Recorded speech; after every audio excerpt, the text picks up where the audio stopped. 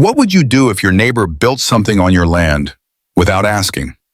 Now, what if that something was a bridge backed by a powerful HOA and they acted like they owned the place? Well, I didn't have to imagine it because that's exactly what happened to me. And in the end, their arrogance handed me a multi-million-dollar payday. I was sipping my morning coffee, enjoying the crisp air of Pine Haven, when I noticed something strange down by my stream. A group of men in yellow vests was measuring the land. My land. My 3-acre property surrounded by tall pines and bordered by a gentle stream was my pride and joy. It had taken me 15 years of overtime shifts and careful saving to afford it, and I chose this exact lot in Willow Ridge HOA because it was private, secluded, and most importantly, mine. My heart pounded as I rushed down the hill, my boots crunching against the damp earth. "Excuse me," I called out, my voice tight with anger. "What exactly do you think you're doing on my property?"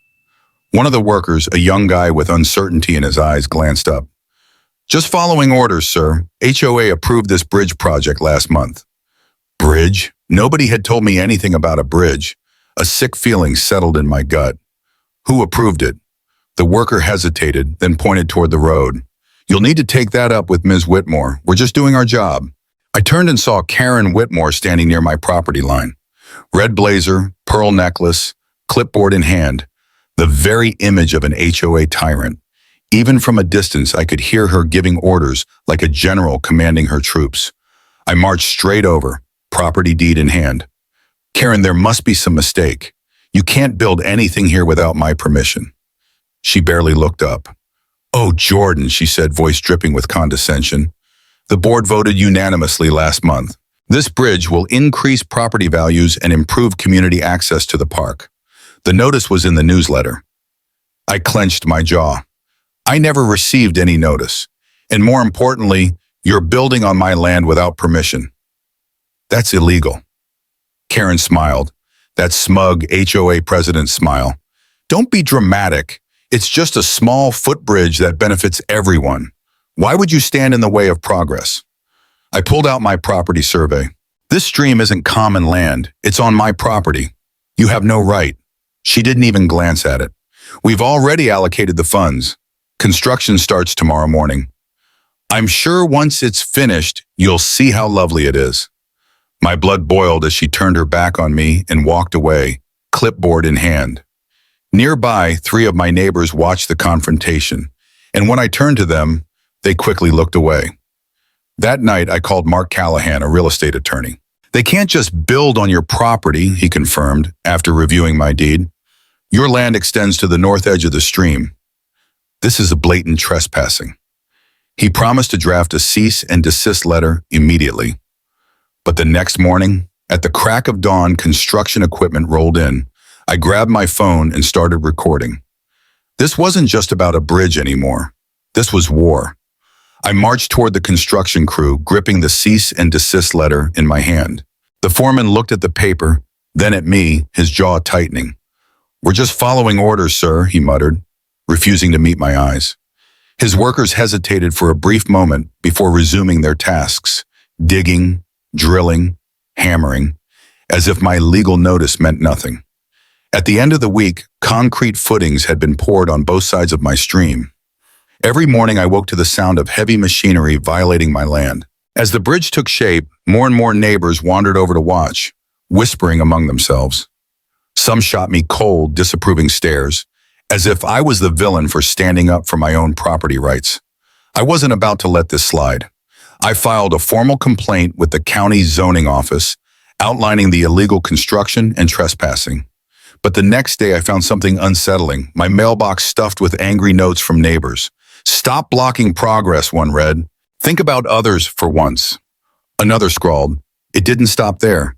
At the grocery store, once friendly neighbors turned away when they saw me. Parents at the community pool pulled their kids closer when I walked by, as if I was dangerous.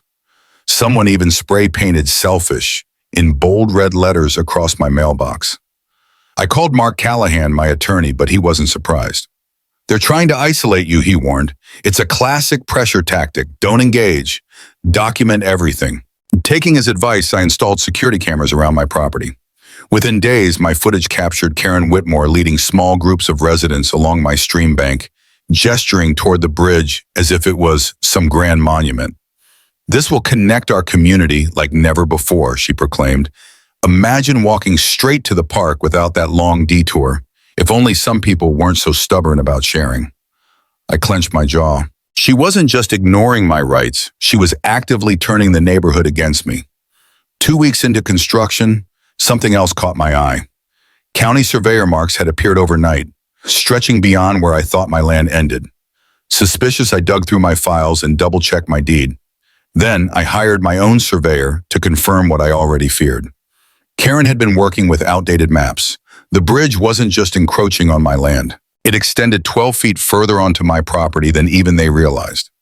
Armed with this critical information, I walked up to Karen's house, holding the new survey results into my hand. She opened the door, her smile fading when she saw the papers. "The bridge isn't just unauthorized, Karen. It's illegally extending even further onto my property than you think." Her expression darkened.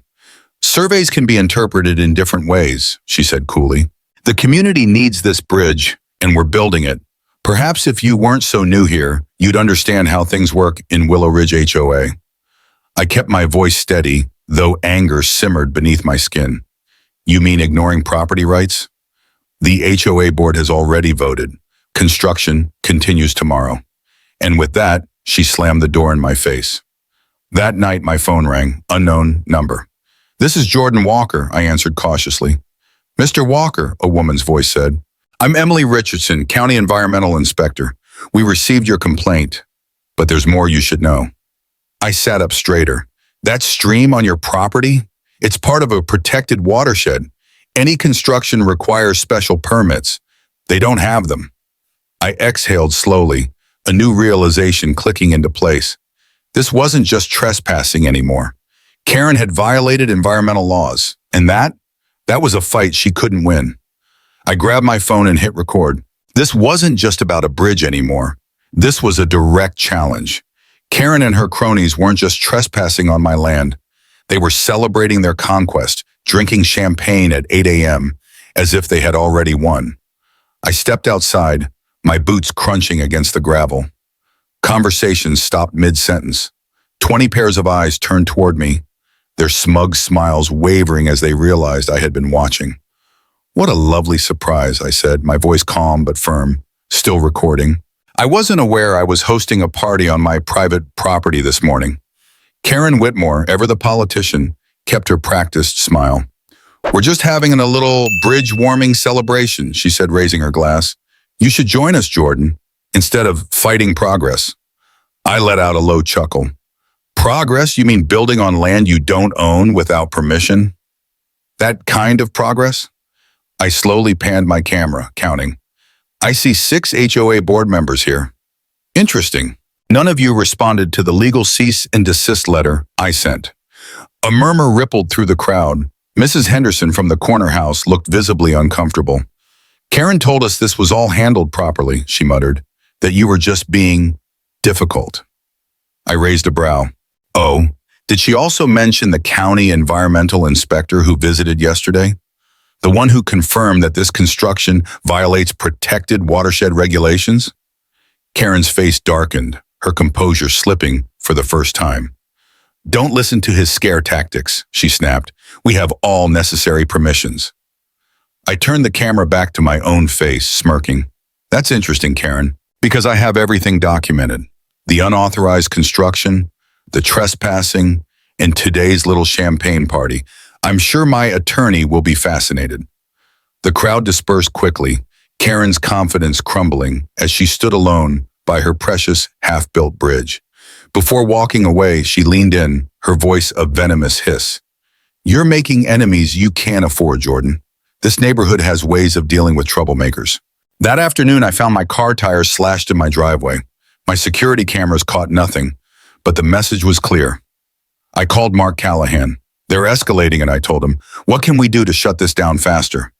"We can file for an emergency injunction," he said, "but Karen's already called in favors. Judge Harrison is delaying our hearing. They're racing to finish before we can legally stop them." The next morning, before sunrise, trucks rolled in, delivering steel bridge beams. The workers bolted them into place, moving with frantic urgency, while Karen drove by twice, smiling and waving. That evening, an unmarked envelope appeared in my mailbox. Inside were photos, other homeowners who had fought the HOA. One had moved away after constant harassment. Another had suffered mysterious water damage that insurance refused to cover. I barely slept that night. If the bridge was completed before our court date, would the judge force them to tear it down? Or would I be stuck with an unauthorized structure on my land forever? At 11:30 p.m., my phone rang, unknown number. "This is Jordan Walker," I answered. A man's voice came through the line. "Are you the homeowner fighting the Willow Ridge Bridge?" I sat up, suddenly alert. "Who's asking?" "Thomas Reynolds, Riverside Development. I've been following your situation with interest. That bridge they're building? It might be worth millions. To the right buyer." I swung my legs over the edge of the bed. "What are you talking about?" "Meet me tomorrow at Oak Street Coffee, 9 a.m. Bring your property documents and survey. You'll want to hear this." The next morning, Thomas slid a folder across the table. "The township has been trying for years to connect their trail system to your neighborhood park. This bridge? It completes the link. If it has legal access rights, it becomes a major connection point." I flipped through the documents, my pulse quickening. "You're saying the HOA accidentally built infrastructure that completes a key part of the township's plan?" Thomas nodded. "Exactly. And here's the best part. Only the property owner can grant those rights." I slowly leaned back, a grin spreading across my face. Karen had been so focused on power, she never realized she was building something valuable for me. And now I held the winning hand. For the first time in weeks, I smiled. So they were building something valuable. But the best part, I was the one who controlled its use. According to Thomas Reynolds, the township had been trying to complete this trail connection for years. And next year's Parks Fund budget had already allocated millions of dollars for this exact type of infrastructure. Rather than fighting the bridge directly, I had a better plan. I'd let them finish it while I documented every violation along the way. Then when the time was right, I'd cash in on their mistake. When I returned home, construction had accelerated. At least 24 workers swarmed the site, bolting, hammering, and sealing. They were racing to complete the project, working faster than ever. Karen Whitmore stood nearby, going over blueprints with the HOA treasurer. "Good afternoon," I called cheerfully, walking toward them. "The bridge is looking lovely." Karen's head snapped up. Her expression shifted from surprise to suspicion. "Had a change of heart?" she asked cautiously. I shrugged, smirking. "Let's just say I'm seeing the bigger picture now." I paused, then added, "By the way, did you happen to get permission from the Army Corps of Engineers? This waterway falls under their jurisdiction." The treasurer's face paled. "You said that wasn't necessary, Karen." Karen's eyes flashed with anger. "It's not," she snapped. Then she turned back to me. "He's bluffing."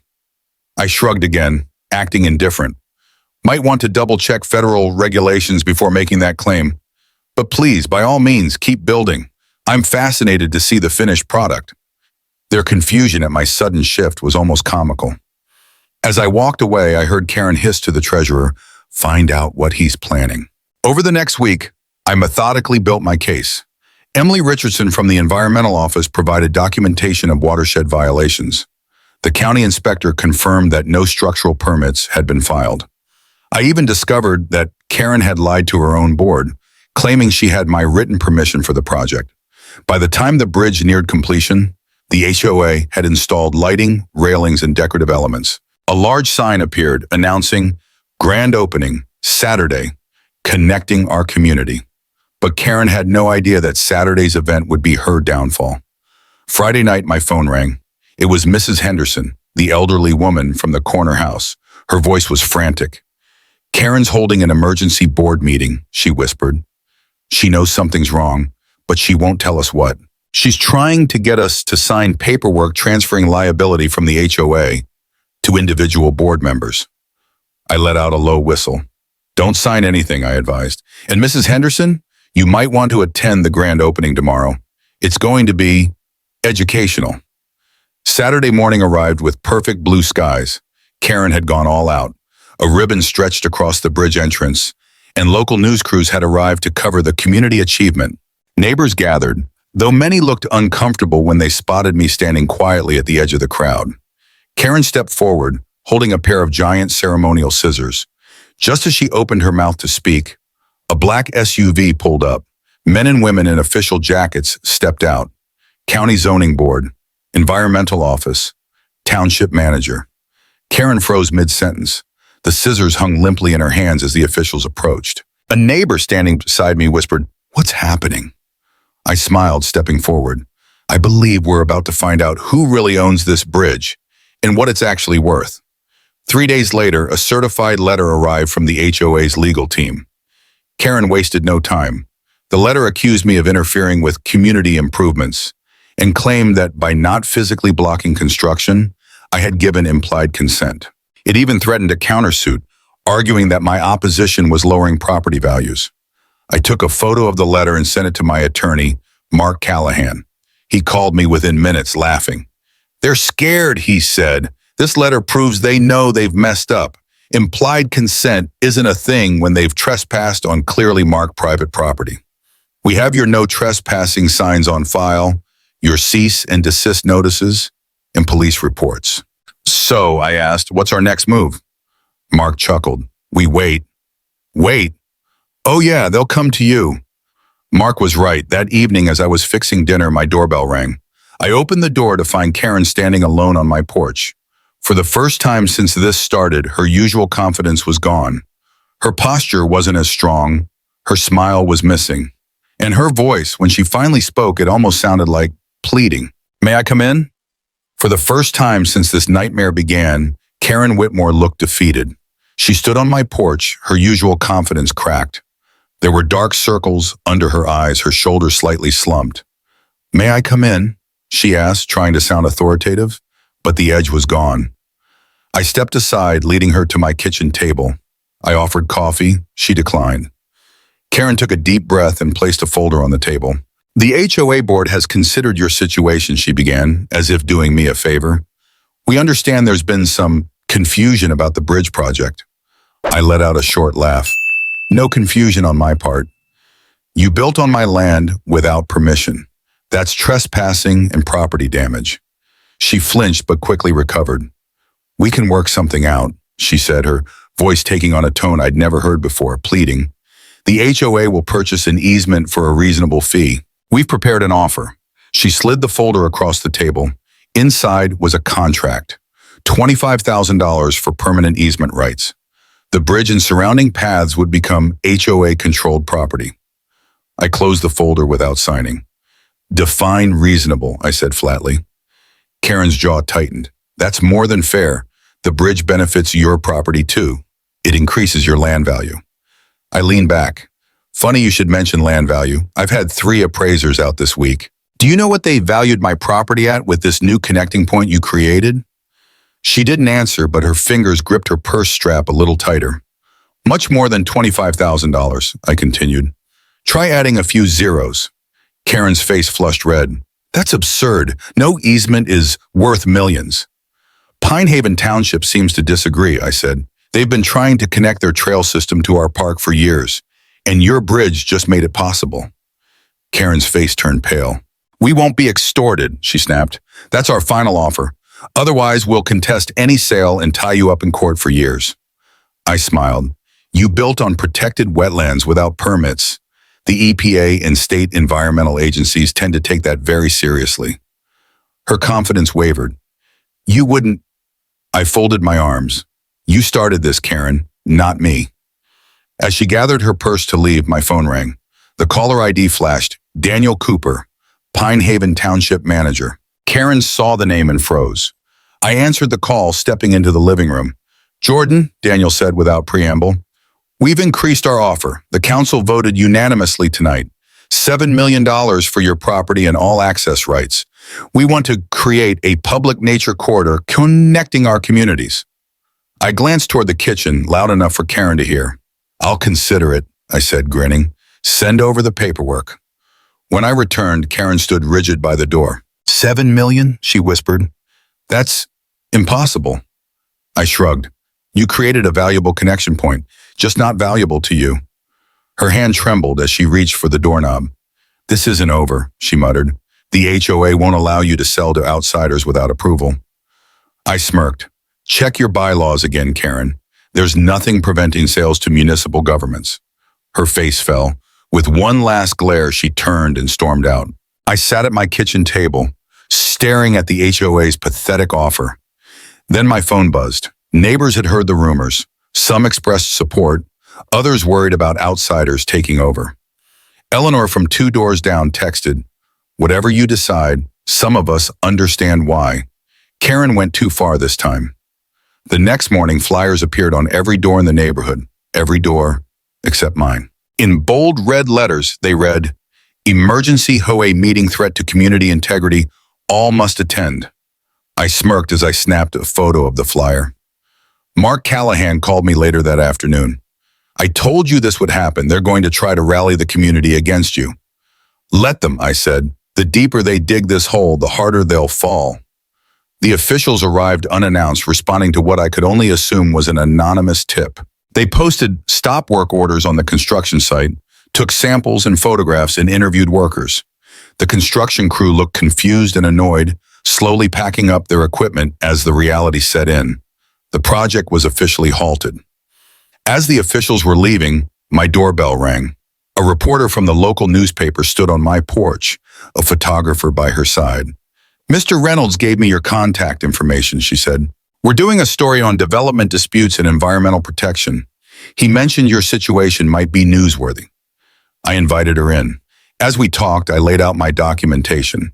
Property surveys, no trespassing signs, cease and desist letters, environmental reports.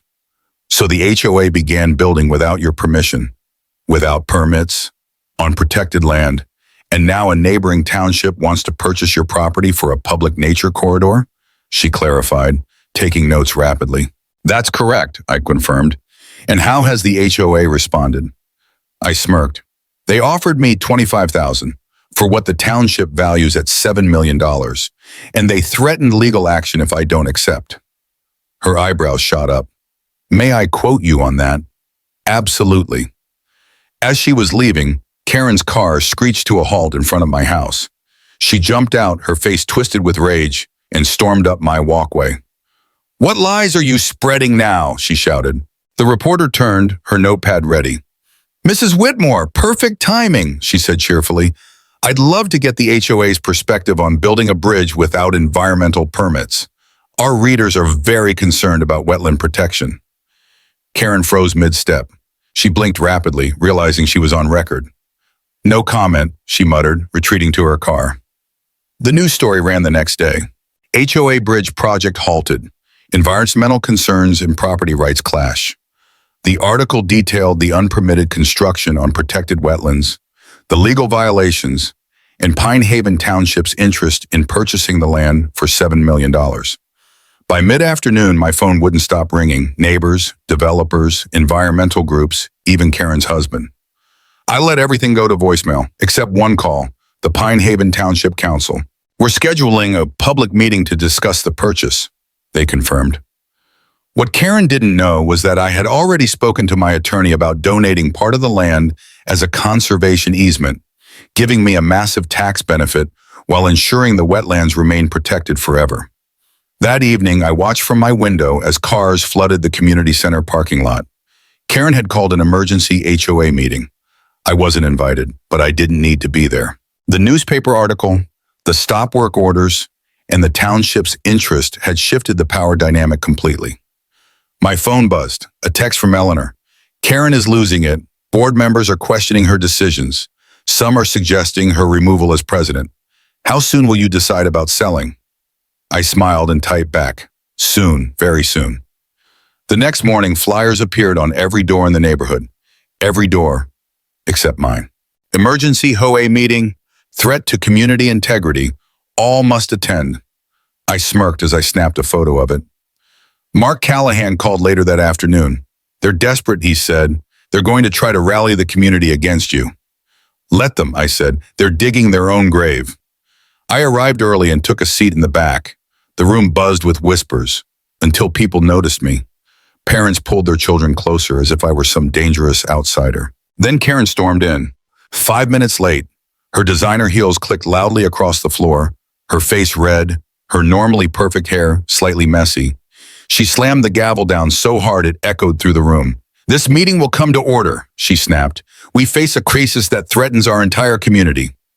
She pointed at me without looking my way. "This individual is trying to profit from our community bridge. He wants to sell his land to the township for millions, while we get nothing." Angry murmurs filled the room. A man I barely knew stood up. "That's not fair. We paid for that bridge with money you never had permission to spend," I called out. Several people turned to stare at me. Karen slammed the gavel again. "You'll wait your turn." I stood up slowly.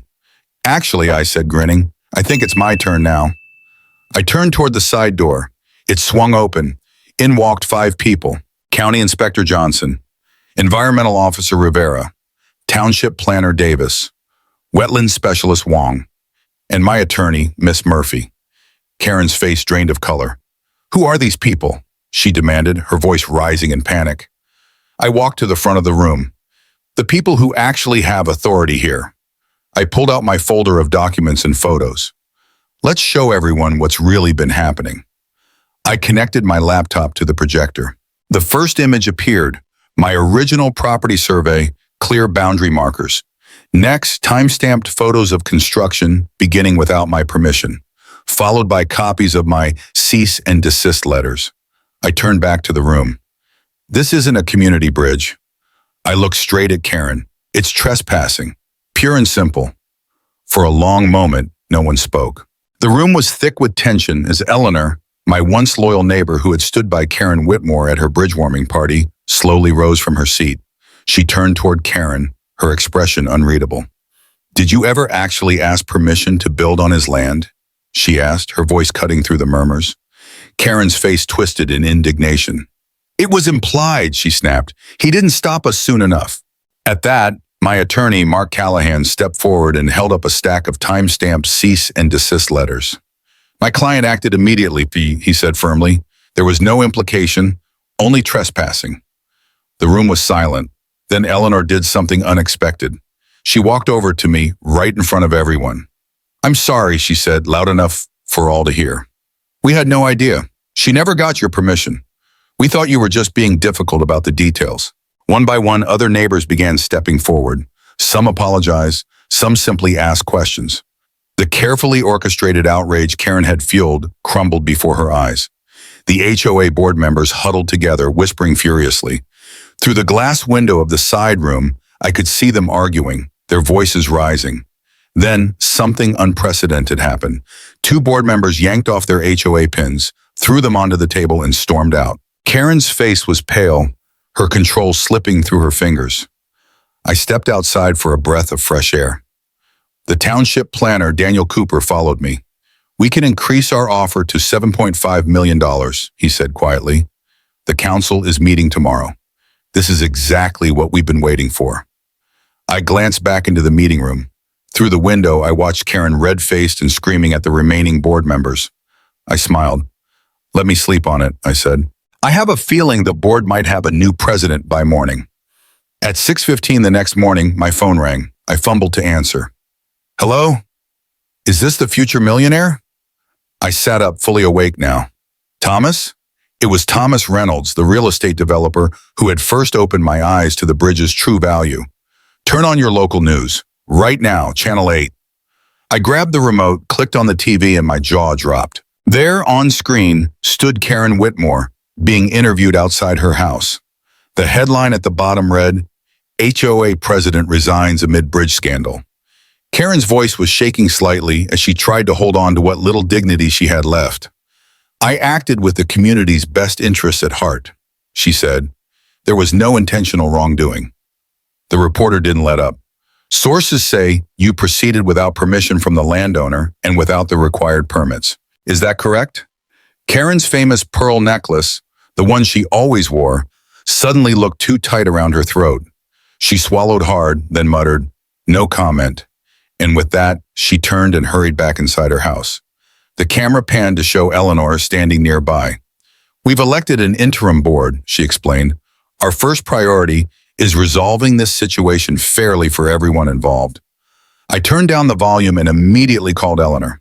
I didn't know they'd be filming this morning, she said apologetically. Everyone's in shock. 4 board members resigned last night after reviewing the legal implications. What happens now? I asked. We've scheduled an emergency meeting for tonight. The township representatives will be there. We want to fix this properly. That evening, the community center was packed, not just with homeowners, but with people from neighboring areas. 2 local news stations had set up their cameras in the corners. The new interim HOA president, Ted, took the stage. We're here to right a wrong, he announced, and to find the best path forward for everyone. Daniel Cooper stepped forward. The township's final offer is $7.8 million, he declared. This property will become the centerpiece of a 120-acre nature preserve connecting 3 communities. The illegal bridge will be removed and replaced with a properly engineered structure downstream. Margaret's husband, Jack, suddenly stood up. What about the fines? He asked, voice heavy with concern. Will homeowners still have to pay? Environmental Officer Emily Richardson stepped forward. If the remediation plan is approved, she explained, we're willing to waive the financial penalties. But the HOA must acknowledge the violations and agree to the restoration plan. Ted looked at the remaining board members who nodded. We agree, he said, and we have a proposal of our own. He unveiled a document titled Willow Ridge HOA Governance Reform. A professional management company would replace the volunteer homeowners. All projects would require transparent approval processes. Term limits would be instituted for all board members. We never want something like this to happen again, Ted said firmly. A small commotion at the door drew everyone's attention. Karen Whitmore had arrived. She looked smaller somehow. She took a seat in the very back row, alone. I was called to the front to speak. I bought my land for peace and privacy, I began, meeting the eyes of the people who had once whispered about me. I never wanted to be at the center of a neighborhood fight. But when my property rights were violated, I had to stand up for myself. I turned directly to Karen. This was never about money. It was about respect and following the rules we all agreed to. The room was silent. I accept the township's offer, I said, with one condition. 10% of the sale, $780,000, will go into a trust fund to maintain the nature trails and support environmental education. The crowd erupted in applause. Even Karen gave a tiny nod. 3 weeks later, I signed the final papers. My 3 acres, along with the infamous bridge, now belonged to the township. As I supervised the movers, Eleanor handed me a framed copy of the new sign. Willow Ridge Nature Corridor, where community and conservation meet. Below that in smaller letters, established 2025, made possible by a generous donation from Jordan Walker. I blinked back unexpected tears. Then a black SUV pulled up. Karen stepped out. I came to say goodbye, she said stiffly. Then after a pause, and to say, I was wrong. It wasn't quite an apology, but for Karen it was monumental. We all make mistakes. The important thing is learning from them. As I drove away to my beachfront condo, paid for in cash, I took one last look at Willow Ridge HOA. The bridge that was meant to walk over me had instead elevated me beyond anyone's imagination. At its core, this story isn't just about a greedy HOA or a power-hungry president trying to control a neighborhood. It's about the importance of standing up for your rights, knowing your worth, and using the system against those who think they are above it. Too often, HOA boards operate under the assumption that homeowners are powerless, that they can push people around, manipulate regulations, and intimidate residents into compliance. But when someone like Karen Whitmore overplays her hand, it becomes clear that arrogance without foresight is a fatal flaw. The biggest lesson here is knowledge is power. Had I not taken the time to research my property rights, consult legal experts, and document every violation, the HOA would have bullied me into submission. They counted on my ignorance, just as they had with countless others before me. But by understanding the law and keeping meticulous records, I flipped the script on them. This wasn't about stopping a bridge. It was about turning their illegal actions into my biggest opportunity. Another critical takeaway is patience wins over aggression. It would have been easy to let emotions take control, to confront workers daily, to argue with Karen in every meeting. But that would have only played into their narrative, that I was the problem, the unreasonable homeowner standing in the way of progress. Instead, I let them dig their own hole, quietly gathering proof, allowing the authorities to step in at the perfect moment. If you find yourself in a legal battle, sometimes the best strategy isn't to fight loudly, but to fight smart. This story also highlights the power of turning obstacles into opportunities. When I first learned about the bridge, my first thought was how to stop it. But once I realized that the HOA had unknowingly created something valuable, I changed my mindset. Instead of resisting, I let them build, all while securing a multi-million-dollar payout. Many times in life, the worst situations can turn into our biggest wins if we take a step back and see the bigger picture. Perhaps the most satisfying lesson of all is that accountability matters. HOA leaders like Karen exist everywhere. People who believe that power grants them the ability to ignore rules, who think that regular homeowners can't fight back. But when exposed, their fake authority crumbles. Watching Karen's downfall wasn't just personal, it was justice. The community that had once sided with her blindly eventually saw the truth, and by the end, she stood alone. Finally, this story is a reminder that change is possible. The HOA wasn't just punished. The community reformed its governance to ensure this never happened again. I left with financial freedom, but Willow Ridge HOA also became a better place for future homeowners. That's a victory on every level. In the end, the bridge meant to walk over me only lifted me higher, and that's a lesson worth remembering. If you enjoyed this story and love seeing HOA Karens get what they deserve, don't forget to like this video, share it with your friends, and comment below. What would you have done in my situation?